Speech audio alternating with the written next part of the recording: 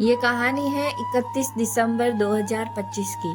रात का समय था। चिलोड़ा हिम्मतनगर हाईवे पर तेज रफ्तार से जा रही एक गाड़ी ने गाय माता के एक नन्हे बछड़े को टक्कर मार दी। टक्कर इतनी जोरदार थी कि बछड़ा सड़क किनारे बुरी तरह घायल अवस्था में तड़प रहा था। रात का सन्नाटा, ठंड और दर्द, लेकिन उसी अंधेरे में मानवता की एक रोशनी भी जगी। वहां से गुजर रहे एक भले और संवेदनशील इंसान की नजर घायल बछड़े पर पड़ी। वह रुका, हालात समझे और बिना समय गंवाए गोकुल गौशाला से संपर्क किया। उस घायल बछड़े को सावधानी पूर्वक से गौशाला में लाया गया।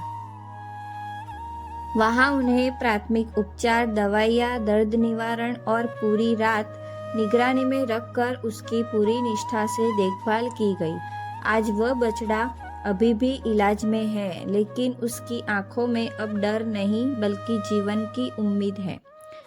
एक कॉल, एक रुकना और एक करुणा किसी की पूरी जिंदगी बचा सकती है।